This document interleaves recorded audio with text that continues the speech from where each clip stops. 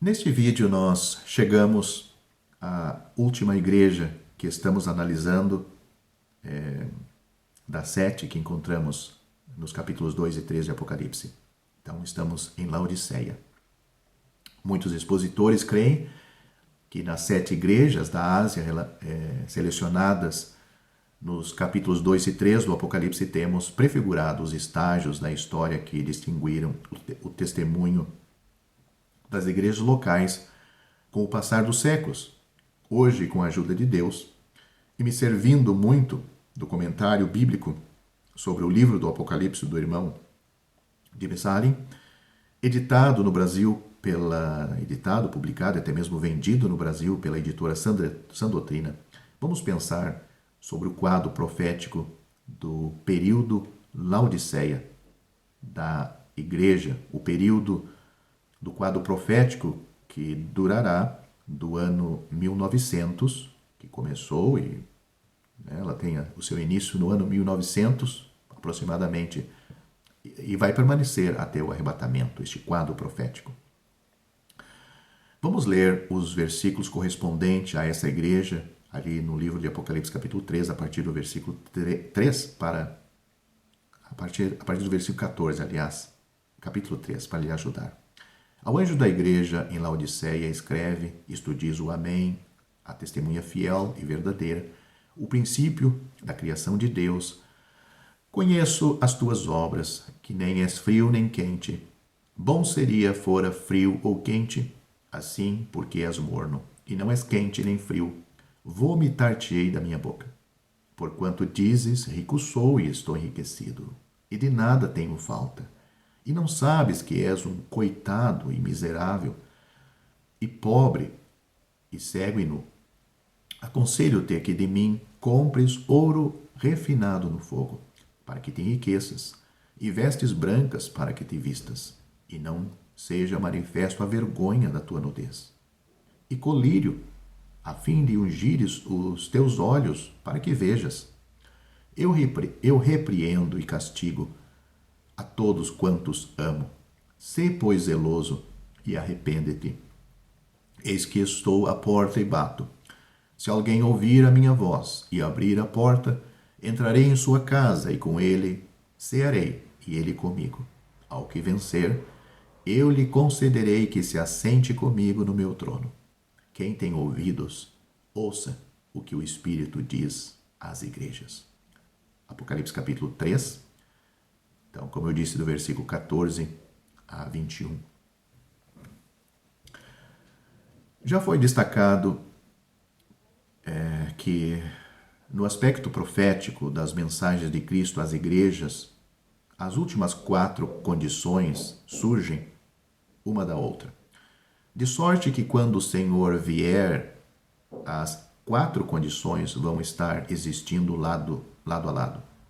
Estas 4 condições, quando vistas juntas, apresentam uma figura completa do cristianismo.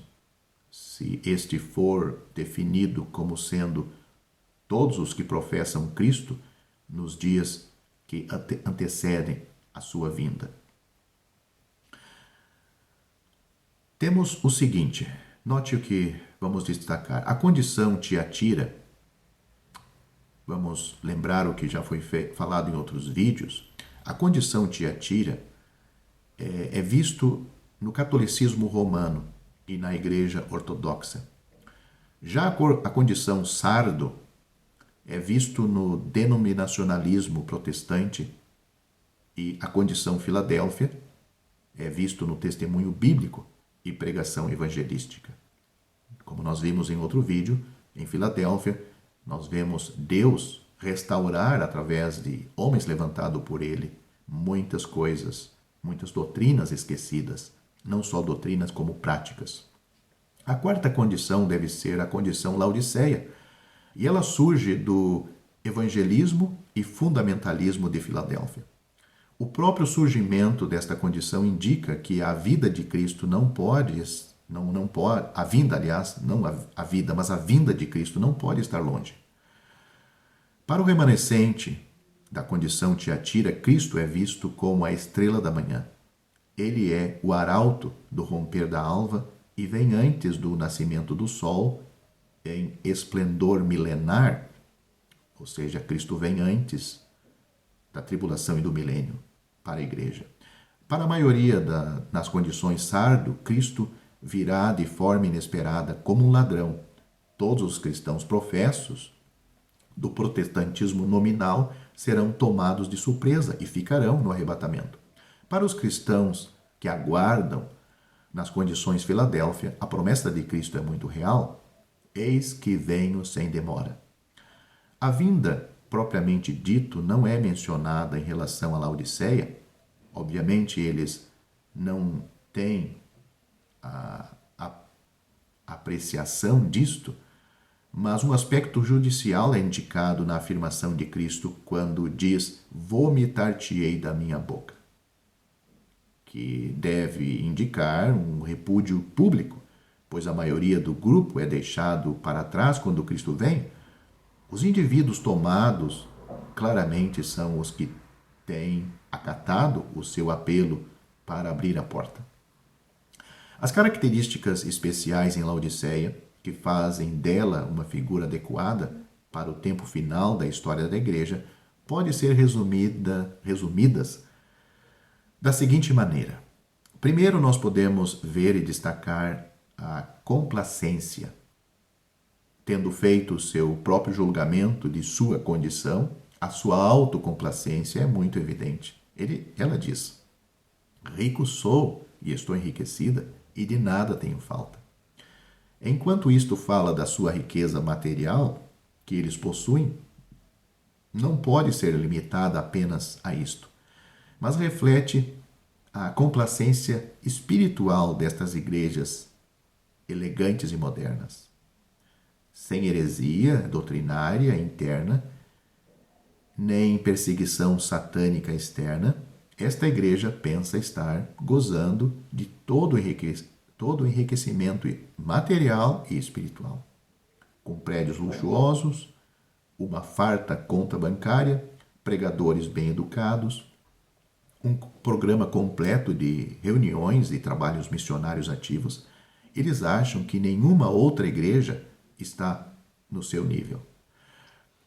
Esta orgulhosa autossatisfação certamente é sintomática de muitas igrejas nestas décadas finais do século XX. Medo do futuro, que caracterizava a igreja em Filadélfia, está visivelmente em falta em Laodiceia. Eles não têm a menor dúvida de que Cristo lhes dará a aprovação divina. O segundo ponto que podemos observar aqui neste quadro de Laodiceia é a mornidão, ser mornos.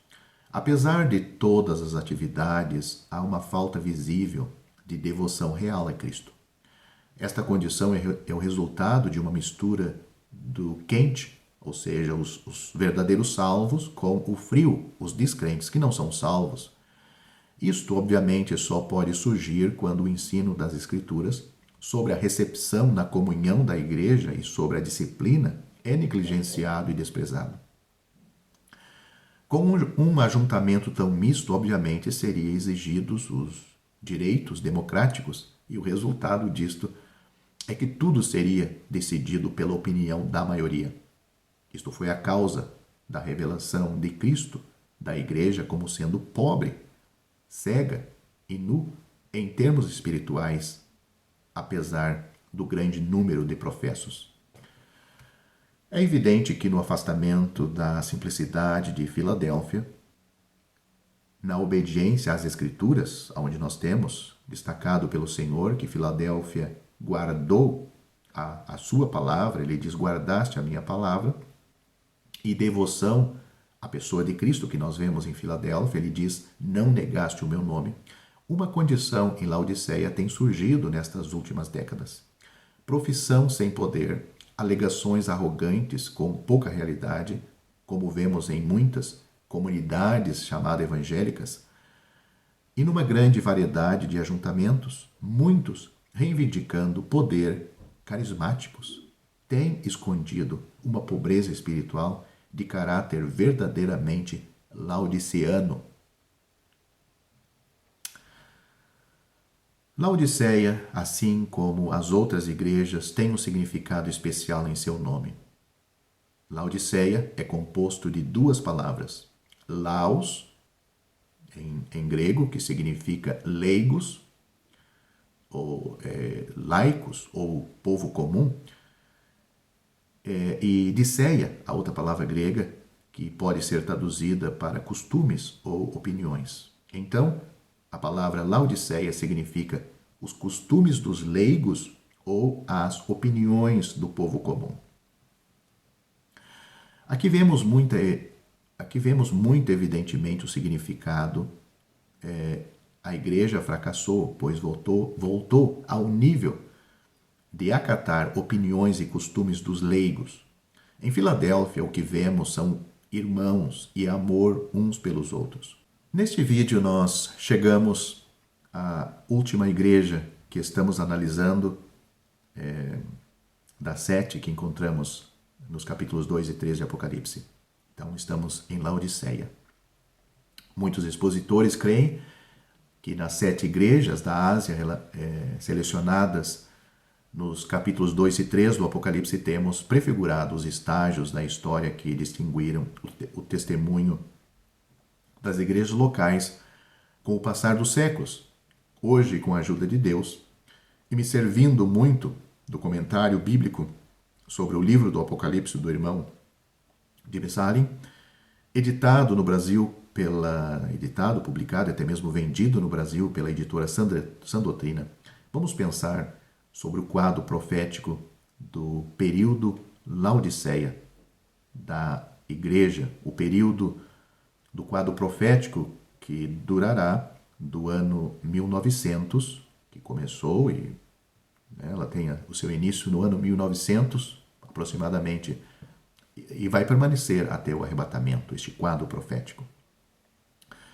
Vamos ler os versículos correspondentes a essa igreja, ali no livro de Apocalipse, capítulo 3, a partir do versículo 3 a partir do versículo 14, aliás, capítulo 3, para lhe ajudar. Ao anjo da igreja em Laodiceia escreve, isto diz o Amém, a testemunha fiel e verdadeira, o princípio da criação de Deus.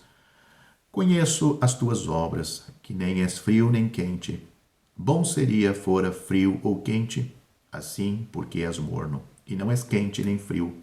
Vomitar-te-ei da minha boca. Porquanto dizes, rico sou e estou enriquecido, e de nada tenho falta. E não sabes que és um coitado e miserável, e pobre, e cego e nu. Aconselho-te que de mim compres ouro refinado no fogo, para que te enriqueças, e vestes brancas para que te vistas, e não seja manifesto a vergonha da tua nudez. E colírio, a fim de ungires os teus olhos, para que vejas.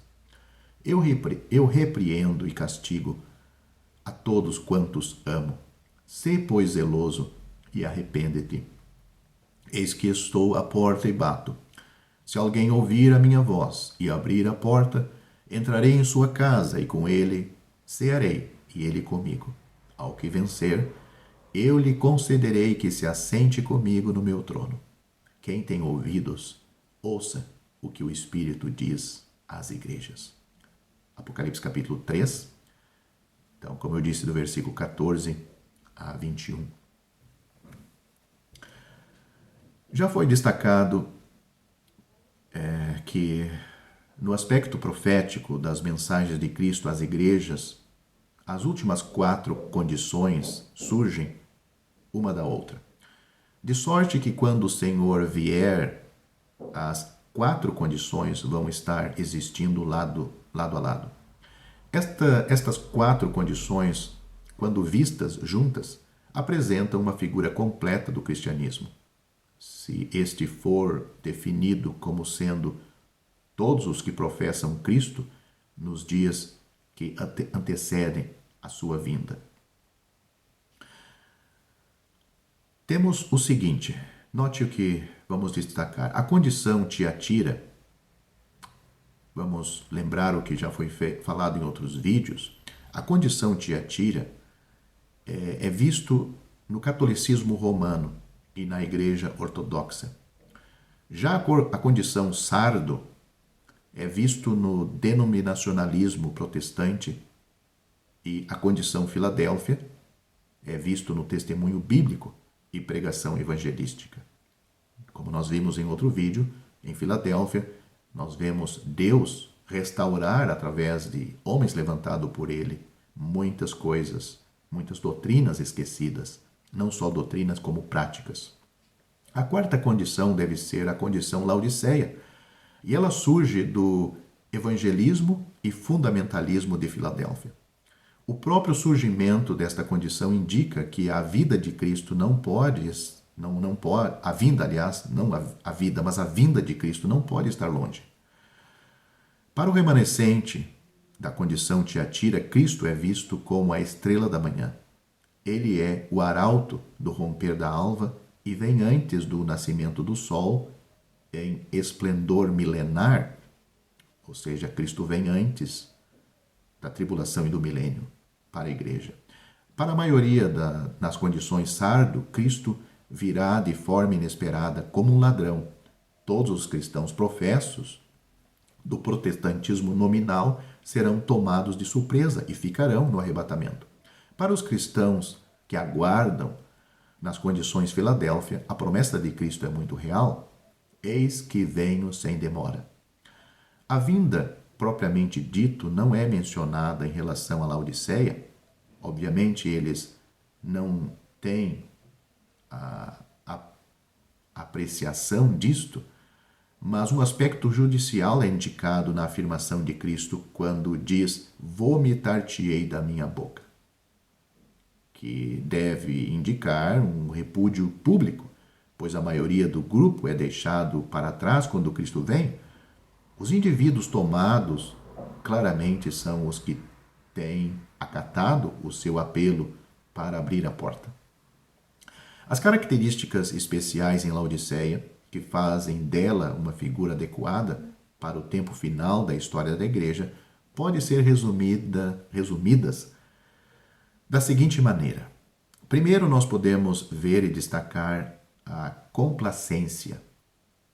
Tendo feito o seu próprio julgamento de sua condição, a sua autocomplacência é muito evidente. Ela diz: rico sou e estou enriquecida, e de nada tenho falta. Enquanto isto fala da sua riqueza material, que eles possuem, não pode ser limitada apenas a isto, mas reflete a complacência espiritual destas igrejas elegantes e modernas. Sem heresia doutrinária interna, nem perseguição satânica externa, esta igreja pensa estar gozando de todo o enriquecimento material e espiritual, com prédios luxuosos, uma farta conta bancária, pregadores bem educados, um programa completo de reuniões e trabalhos missionários ativos. Eles acham que nenhuma outra igreja está no seu nível. Esta orgulhosa autossatisfação certamente é sintomática de muitas igrejas nestas décadas finais do século XX. Medo do futuro, que caracterizava a igreja em Filadélfia, está visivelmente em falta em Laodiceia. Eles não têm a menor dúvida de que Cristo lhes dará a aprovação divina. O segundo ponto que podemos observar aqui neste quadro de Laodiceia é a mornidão, ser mornos. Apesar de todas as atividades, há uma falta visível de devoção real a Cristo. Esta condição é o resultado de uma mistura do quente, ou seja, os verdadeiros salvos, com o frio, os descrentes que não são salvos.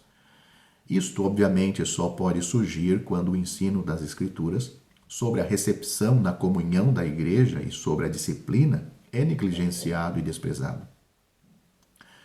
Com um ajuntamento tão misto, obviamente, seriam exigidos os direitos democráticos, e o resultado disto é que tudo seria decidido pela opinião da maioria.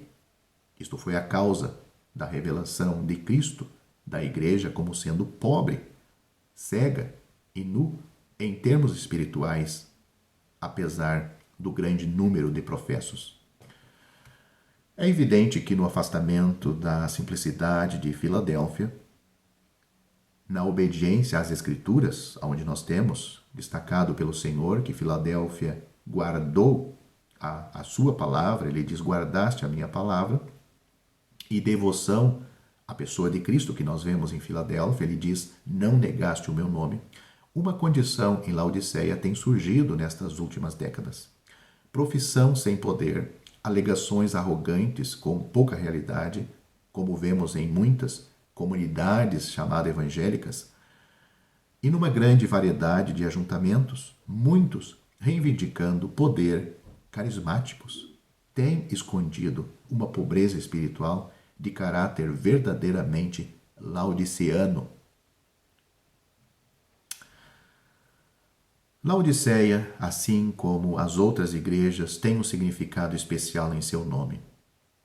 Laodiceia é composto de duas palavras: laos, em grego, que significa leigos, ou laicos, ou povo comum,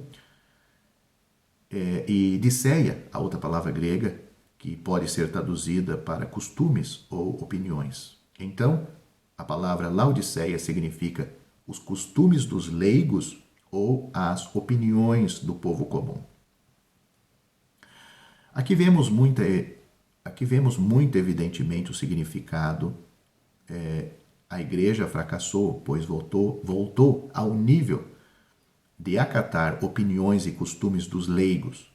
Em Filadélfia, o que vemos são irmãos e amor uns pelos outros. Em Filadélfia, vemos somente irmãos, pois esse é o significado da palavra Filadélfia: amor de irmãos ou amor entre irmãos. A classe que domina o laicato já não existe, ou seja, os clérigos e os leigos. Todos voltaram à palavra do Senhor para obedecer a ela e obedecer o que o Espírito Santo tem falado por meio da palavra. Mas um dia, por não permanecer na posição de irmãos que recebem a disciplina do Espírito Santo e por cair da posição de irmãos para o de leigos, Laodiceia apareceu. Em Sardes, a autoridade está nas mãos do sistema pastoral. Em Filadélfia, a autoridade está nas mãos do Espírito Santo. O Espírito Santo exerce autoridade por meio da palavra e do nome do Senhor. E todos são irmãos, amados e amando uns aos outros. Agora, em Laodiceia, nem é o Espírito Santo exercendo autoridade, nem o sistema pastoral, mas os leigos. É eles que querem, e o que queremos dizer por leigo, exercendo autoridade, o que significa isto? Queremos dizer que o exercício da autoridade, neste caso, quem exerce a autoridade é a maioria. A opinião da maioria é a opinião aceita. Uma vez que a maioria esteja a favor, tudo está bem. Esta é a Laodiceia. Em outras palavras, não são os padres que dominam, nem os pastores, nem o Espírito Santo, mas é a opinião da maioria que conta, ou seja, os irmãos. A maioria decide, então assim fazem. Aqui são irmãos, mas homens. Laodiceia não se posiciona na posição de irmãos. Antes, são homens que estão aqui concordando com a verdade da carne. Todos levantam a mão, e isto é tudo. Devemos conhecer a vontade de Deus e examinar Filadélfia de acordo com a vontade de Deus. Sempre que não existe amor fraternal, mas somente opiniões dos homens de acordo com a carne, então encontramos Laodiceia. Hoje podemos encontrar Filadélfia e também Laodiceia. Ambos são bastante parecidas em sua posição como igreja. A diferença é que Filadélfia tem amor, enquanto Laodiceia tem orgulho. Não há diferença na aparência exterior, talvez. A única diferença é que Laodiceia é uma Filadélfia orgulhosa. Não queremos relatar muitas coisas sobre estes irmãos, apenas quero dar algumas ilustrações. Um irmão entre eles, certa vez, disse: existe algo espiritual que não possa ser encontrado entre nós? Outro irmão, após ver uma nova revista, disse: que novidade ela pode dar-nos? Há alguma coisa que não temos? E ele fechou a revista, sem ler mais. Outro irmão disse: uma vez que o Senhor tem nos dado a maior luz, devemos estar satisfeitos.